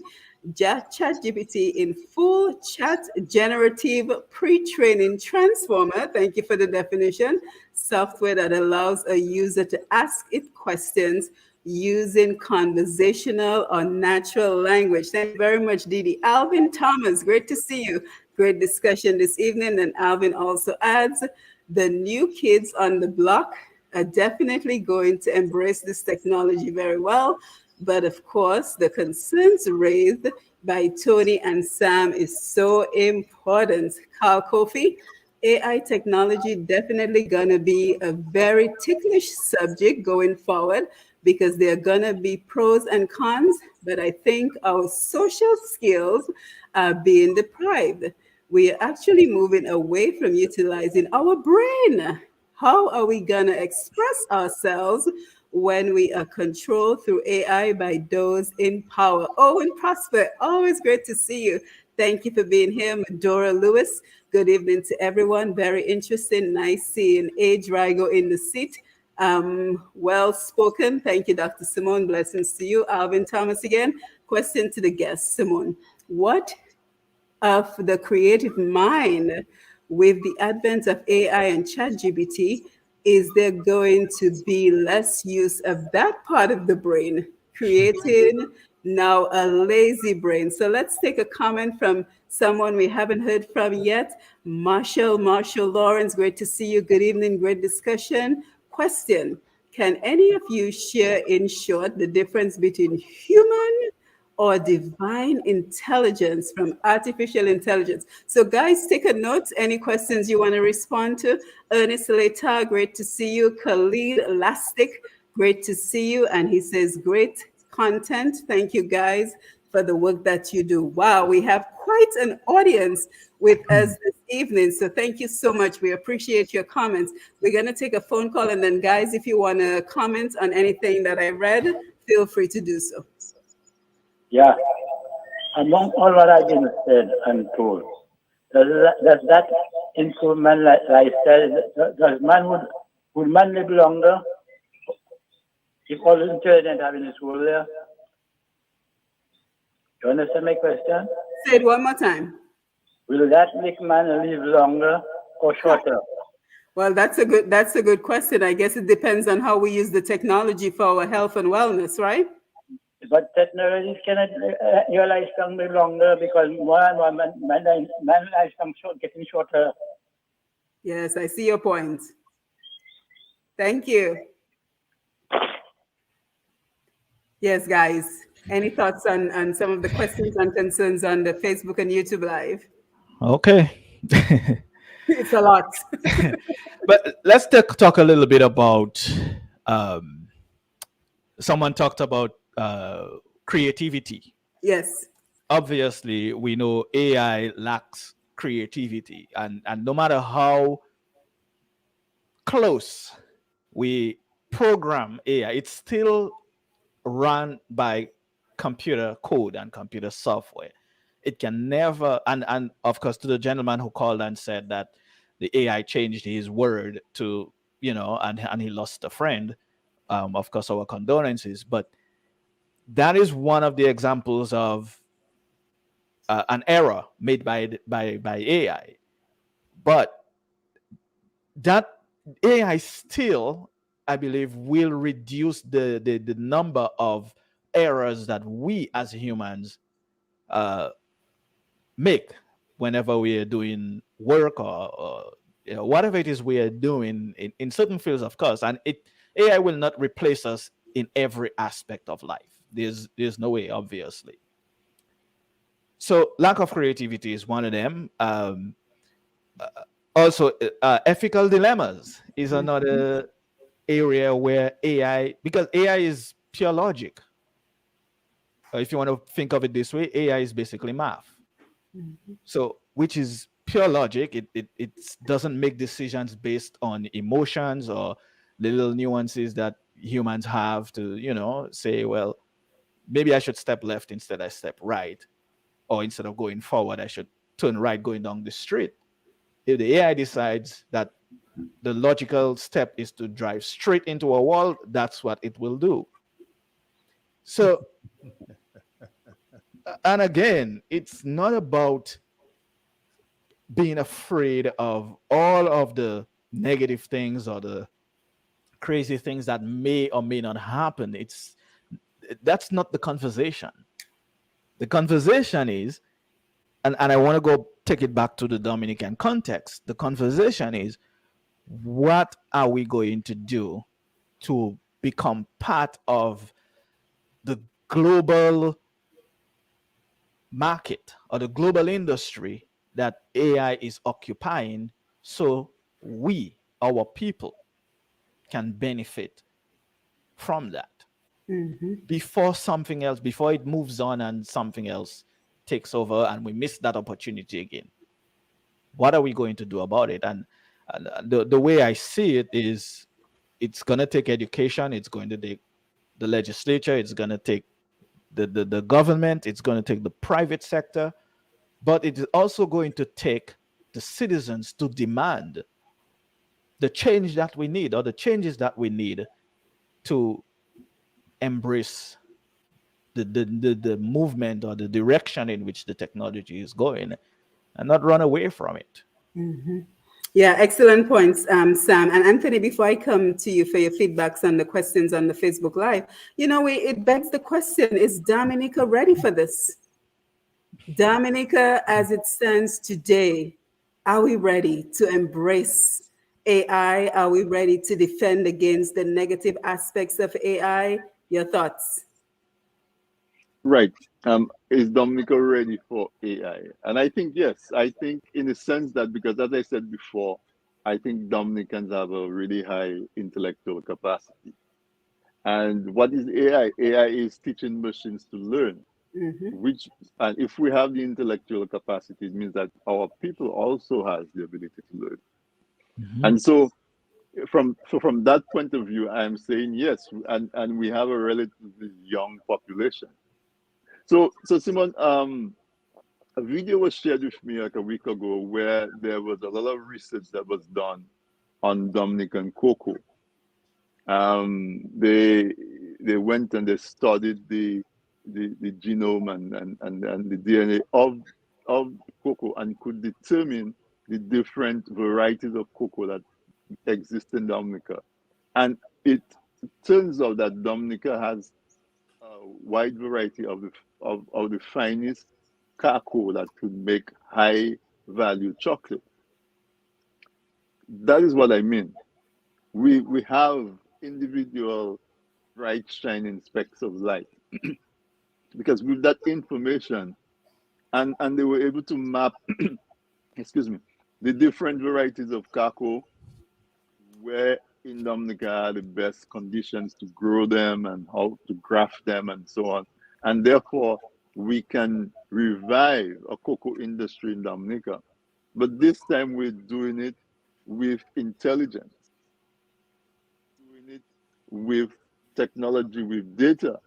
So we have a better chance of mitigating against the pest and the different diseases that destroyed the industry before. We can maybe plant varieties, or mix them so that they can rebound from a hurricane faster. And not only that, we can now access the information to learn how to make chocolate. So instead of just selling the raw material cocoa, we can be selling high value chocolate. And we can apply that sort of approach across the board. We can use our tourism sector, for example, and identify our target audience. Who are the folks who like to hike? Who are the folks who looking for a challenging place for bicycle riding? Who are the athletes that need a nature hot spring environment to recover from in the off season? We can use artificial intelligence to turn around and to really segment out our market, and then have an efficiency index in what we spend on advertising, and get exactly the tourists that we would like. So yes, we can, if we make our minds up to it. And of course, we will have to be able to change our curriculum in our schools, change how we train our people to accommodate that. So for example, I'm an engineer. I work in construction, but I don't hold a trowel. I don't hold a hammer. My work, at the end of the day, my work is on paper. My work is on a computer. My work is knowledge, intelligence. Because I don't have a wall that I build at the end of the month to show, well, this is what I did, pay me for that. I don't have a cabinet that I built to show I built this cabinet, pay me for that. What I have is knowledge on a paper, knowledge on a computer. And so if we think about it that way, we will not be afraid of what is coming, because before we used to produce stuff, physical stuff with our hands. Now we can use our mind and have products that are high value that we can provide in the global market. and be able to survive in a much more equitable way. We don't have to deal with gramoxone and all these other harsh chemicals that have all people dying of cancer and all of those things. We can go into an industry that's much cleaner and much more high value, and as a result, improve the life of our people while they produce more and do less. Yeah, absolutely. Anthony, brilliantly said. Thank you for those examples. And I am so happy that you talked about the cocoa production, because we will certainly want to mark our calendars. May 24th, Dr. Lloyd Davidson reached out to me, and they will be the guest on Roots Connections on Q on May 24th. So again, they will be our guests. So you want to be a part of this program to see how they are revolutionizing the cocoa industry using technology. And I think you led very well into our discussion about the opportunities. So far, you've talked about opportunities in tourism, you've talked about opportunities in education, you've talked about opportunities in agriculture. And there is so much more. There are so many more opportunities. Think, for example, there is now an app available where if a tourist comes to Dominica, they can simply take the app and using Google Maps, which is another technology that kind of tells you your location for anyone who's less familiar, it can tell you the location. And let's say, for example, you're at Trafalgar Falls. It can talk to you and tell you all about the history of Trafalgar Falls, tell you all about the historic aspects of where you are standing right now, and also tell you some fun facts. So why would we not use a technology such as this? So in general, companies are using AI to automate mundane tasks, freeing up employees to focus on more creative endeavors.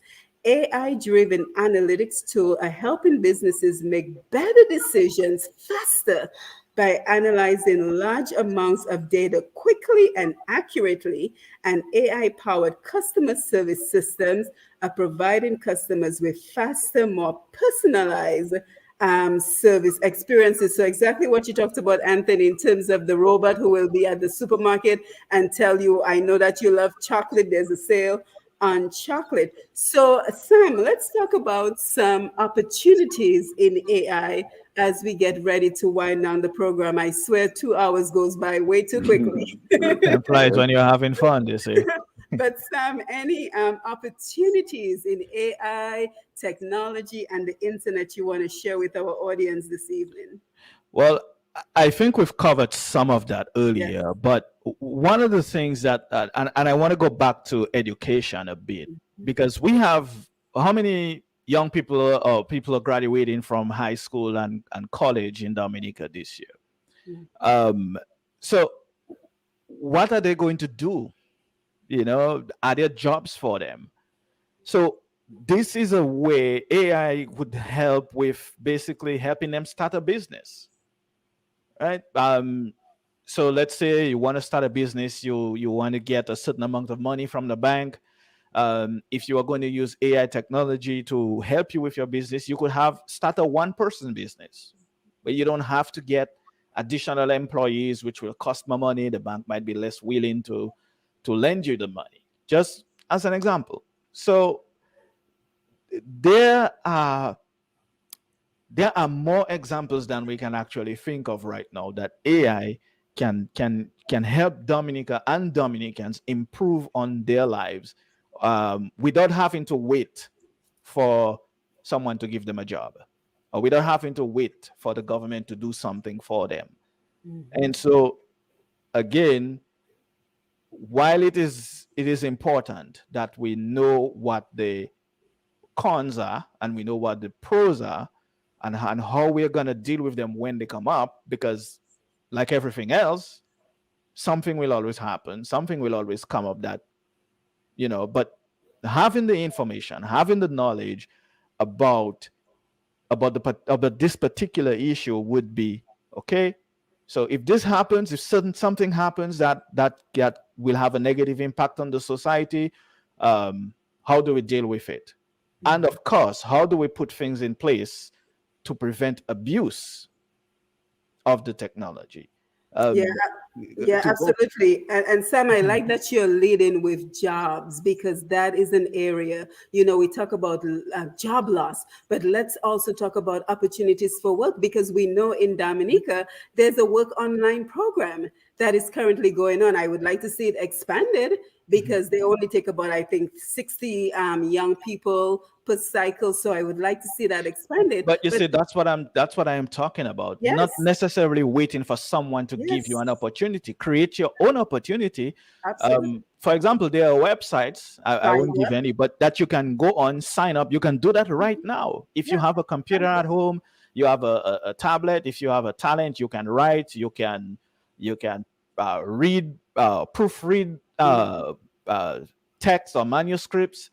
You mhm. can draw. You're a graphic designer. You can go and sign up on these websites and get a gig Yeah, so to work for someone. yeah, I like So the way you think. So stop waiting for the government and see what you can do for yourself. yeah, but again, all of these things begin with education Mhm. and not and well, information and education. This is where these things begin. If you tell people go to school, stay in school, get a job, and then they stay in school and they can't get a job, how is that encouraging?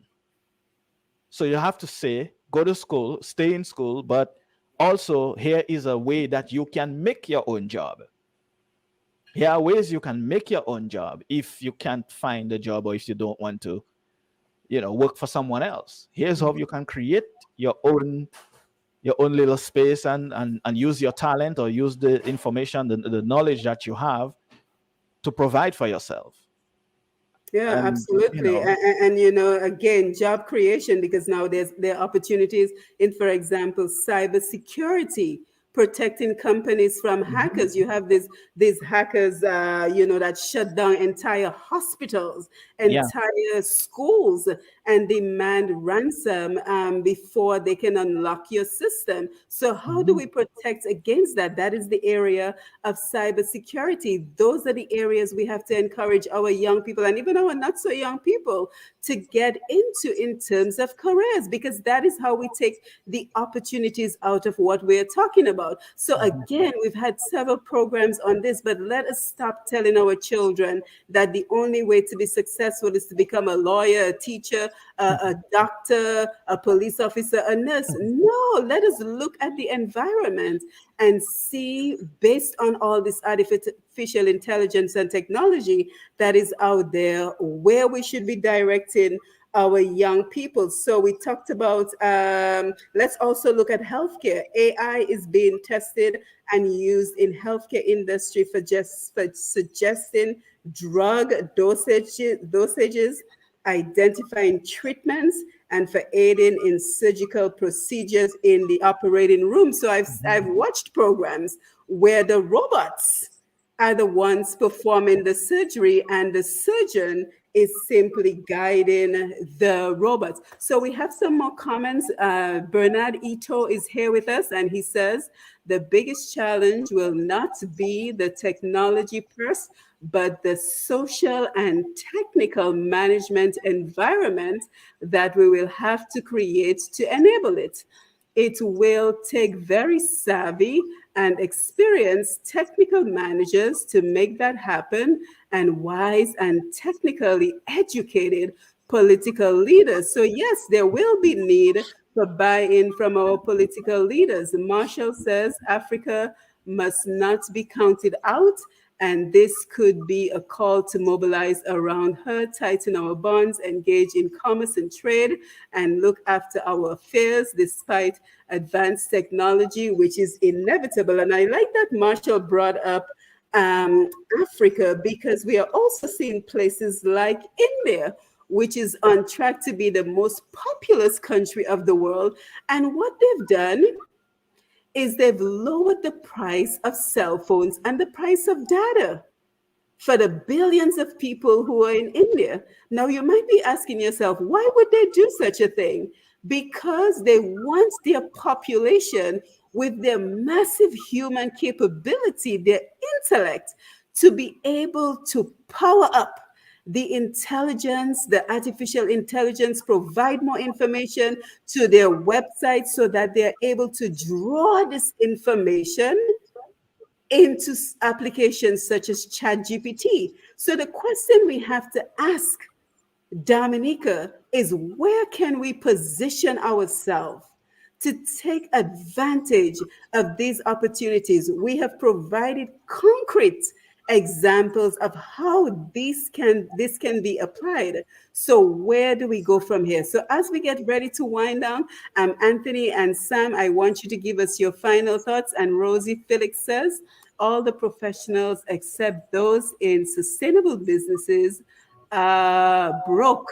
Techne is the way to complement our traditional service areas. Thank you, Rosie. So Anthony and Sam, again, I want to thank you for being here for Roots Connections on Q as we looked at the knowledge industries, the threats and the opportunities. And Anthony, I want to thank your This Week in Interview guests, audience, for joining us this evening. So your final thoughts as we wind down the program. Yeah, so in terms of opportunities, there was a time when Dominica had a technical college, and they taught agriculture, they taught building services, carpentry, mechanics, refrigeration, and so on. Now, with this new advent, we can do something similar to a technical college, except now we're looking to build skills in coding, we're looking to build skills in data management, we look at the various positions that in that industry and start to build education around that. And so that what will result a population that has that skills within. Oh my. Okay, someone must have interrupted him, but yes, go ahead. I know he's back. Okay, he's gone. Okay, Sam, go. All right, so can you guys hear me? Yes. Yeah, we can hear you now. Yeah. So that is, we have to think about this new as what it was when what we needed were masons and carpenters and agriculturists. We still need all of those people, but we need technology to be the vehicle that carries it, right? And so we have to think of opening technical schools that's going to develop the skills in those areas. Now, you spoke about India. The thing is that as a people, as a Caribbean people, we have not been able to leverage our position right next door to the major economic power in the world. And we have a distinct advantage where most of us are English speaking. And so you and Dominica, we have an educated population that speaks English. We're within a stone's throw of the US. However, yeah, and Pakistan and the Philippines are able to have people who get employed in those industries, and you call and you hear the accent, and sometimes you have difficulty communicating with them. We in the Caribbean have a distinct advantage because we don't have that language barrier, and we've not been able to leverage that advantage. And so we have to start to think in that position. And our leaders, I know we say we shouldn't wait for government to do it, but the government has to create the enabling environment and has to be able to include it in the curriculum so that we end up with that. The last thing I want to say, Simone, is I want to say good evening to my fans and viewers of This Week in Interview. A lot of them participated. So now, you know, and also to your viewers who you gave me the opportunity to speak to them tonight. So I appreciate that. I appreciate you. Thank you so much for inviting me on to you and Q95, Lambi and Sherwin and the others. Thank you. Yes, thank you. Thank you, Anthony, and thank you for your audience for joining us as well. Sam? Yes, of course. Anthony mentioned CDCC, the technical wing, but he didn't mention computer science as one of the things they taught. And I'm a product of that institution back in the day. So I want to agree with him that it would be great, wonderful if they would reintroduce technical education um, at the now Dominica State College. But uh, someone mentioned Africa and AI, and so I think most of the African continent is suffering from some of the same things that we suffer from in Dominica. With the exception, for example, of Kenya, South Africa, Nigeria, Ghana, and Ethiopia, the application of AI it doesn't exist.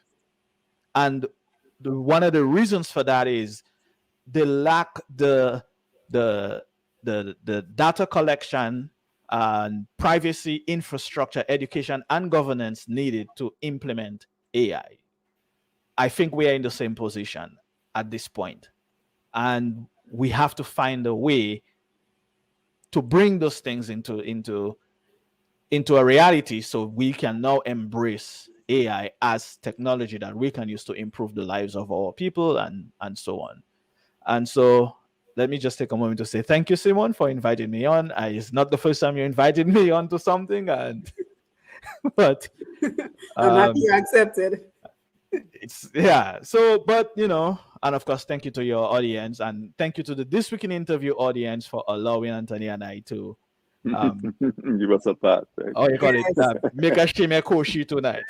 It was a very good shimekoshi, but thank you guys. Thank you for joining us as we talked about, artificial intelligence and the opportunities in the knowledge industries. We want to thank our Q95 listeners at home and abroad, Lambi on the console, Sherwin, DJ Shan, everyone who joined us on Facebook and YouTube Live, Teresa, Susanna Roll, great to see you, Alvin. Great program, great information. Thank you, Simone. Great guest. Didi Esther, great program, very informative, insightful. Thanks, everyone. So, with the new applications of AI, they hold so much promise. But we have to educate ourselves on the world around us. And rather than simply dismissing artificial intelligence, technology, and the power of the internet, we must look for the opportunities to move our people and our country forward by embracing those opportunities, again, by creating the enabling environment so that resources such as artificial intelligence can thrive. I mentioned in the beginning, this was our 2nd-year anniversary, and we are truly grateful to be here. And I think that this was the best program to celebrate our anniversary because it looked forward, it looked at the future, and it looked at what is going on right now. So again, we accomplished so much during the last years, and we want to thank you for that. Our most recent achievement is, having a new program which came out of a conversation that we started here on Roots Connections, and that is an opportunity for entrepreneurs to be able to showcase their work and to be able to reach international audiences. So you can expect that program coming up very soon. As a matter of fact, we have 2 brand new programs. I won't spill the beans, but you want to keep it locked to Q95 and Q95DA for so much more. Again, we're still working on opportunities in education. Don't forget, we have that seminar with the universities, June 5th. You want to mark your calendar to ensure that you take advantage of those opportunities. So we're really grateful for everything we've been able to do. As a matter of fact, Sam and I just completed a book because we have to continue to evolve. We have to continue to embrace change. So speaking of technology, Sam and I were able to collaborate and create a book of puzzles on Dominica, the culture, the history, and fun facts about Dominica, because we talk so much about our children spending too much time on their tablets and our children spending too much time on their cell phones. But what are we giving them as an alternative? So Sam and I came together, and it was great working with Sam because I'm telling you, that's the type of partner I like, that when we say we're going to do something, we stick to deadlines and we get it done. So you can expect to see more information. It will be coming out on Amazon soon. So you want to follow pushpast10.com, PUSHPAST10, or pushpast10 on Facebook and YouTube to get more information on when this book will come out. So it will be a fun way. It will be a book of puzzles where you will be able to answer questions on Dominica. You will be able to share the experience with your young ones, because if you're like me, we were born and immersed in the culture and the life of Dominica, but our children know nothing about Dominica. So this is going to be a great way to introduce your children to your country. We'll have some easy questions, but we'll also have some challenging questions where you will need to look up the information.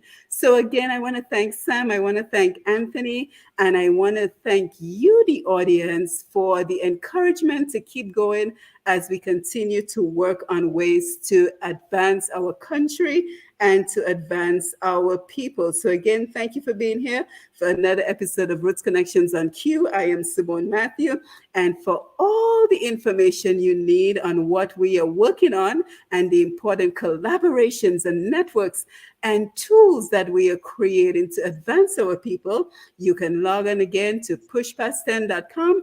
And with that, we say good evening to you, Lambi, Sam, Anthony, the audience. Thank you for being here. And we will see you again on May 24th. Don't forget, we will have the folks who are involved in the cocoa processing using scientific approaches in Dominica. So again, thank you for being here. And with that, we say good evening, Anthea, Scotland. Great to see you. Good evening, my first time. And I was late. Well, Anthea, don't forget, you can catch the replay of this program. So guys, thank you. Thank you. Good night. And happy Mother's Day to the mothers in the audience, especially my mom. Yeah, go ahead, Sam. Sorry. Oh, never mind. I was just saying happy Mother's Day to all the mothers in the audience. Those who will watch this later, happy Mother's Day to you. And especially my mom, who is made sure she let me know that she's watching, and the family. So good night to you all out there in Grandpa. I hope you guys having a great time. Yes, happy Mother's Day as well, Simon. And if I may, Friday is International Nurses Day. So I want to wish them a happy day as well on Friday.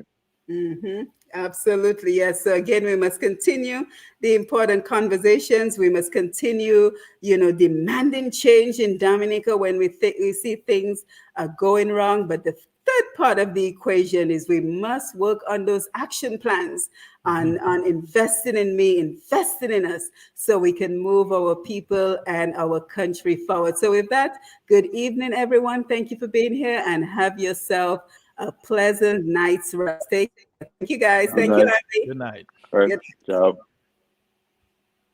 Take care.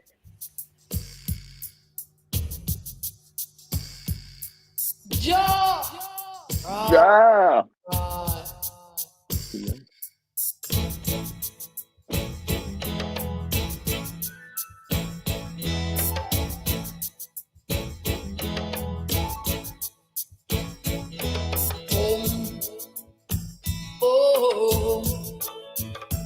Children home, wanna go